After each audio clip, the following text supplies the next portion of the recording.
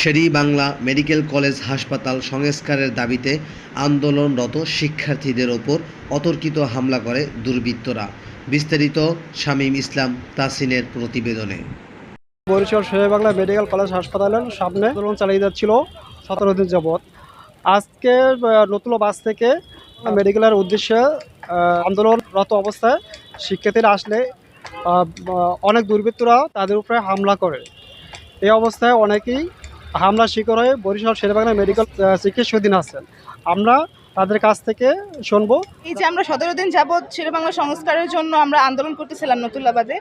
তো আজকের আমরা আমাদের কর্মসূচি শেষ করে তারপর আমরা মেডিকেলের দিকে আসতেছিলাম সবাই স্লোগান দিয়ে। তারপর সেখানে বড়রা কেউই ছিল না, আমরা সবাই সামনে ছিলাম। তো পিছন থেকে যারা ছিল পিছনদের, ওই যে আপনারা দেখতে পাবেন পিছনে অনেক ছোট ছোট বাচ্চারাও ছিল।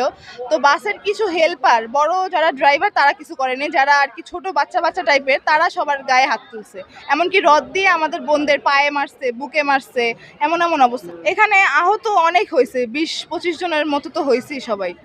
সবাইকে আর কি রড দিয়ে আঘাত করছে। তারপর অনেকের, এই যে আমরা যখন গেছি সবাই দেখতে, তখন অনেকের নাকি গলা চাইপে ধরছে। কারণটা সেটা তো বলতে পারি না, আমরা তো স্লোগান দিতে দিতে আসতেছিলাম। এখন ওই যে বাস সবাই আমরা আর কি ব্লকেট করে রাখছিলাম, এই জন্য হয়তো আন্দোলনরত স্টুডেন্টদের উপরে হামলা করছে সন্ত্রাসীরা। মেয়েরা আমাদেরকে বাঁচানোর চেষ্টা করছিল, কিন্তু সন্ত্রাসীরা আমাদের কয়েকজনকে পিছন দিয়ে টাইনে ধরে গলা চাইপা ধরছে। আমাদেরকে চাইপা ধরে রাস্তার লগে ঠেকাই ধরে রাখছিল। আমার গলা চাইপা ধরছে পরে আমি অজ্ঞান হয়ে গেছি, আমি শ্বাস করতে পারিনি। আজকে আমরা অন্য দিনের মতো স্বাভাবিক আন্দোলন পরিচালনা করতেছিলাম। তারপর 3টার পরে হঠাৎ করে মানে কিছু শোরগোল শোনা যায় তুলাবাদ বাসের ওখানে। তারপর একজন বাস ড্রাইভার সে বলে আমরা নাকি 10 দিন ধরে না খাইতে পারি না এরকম।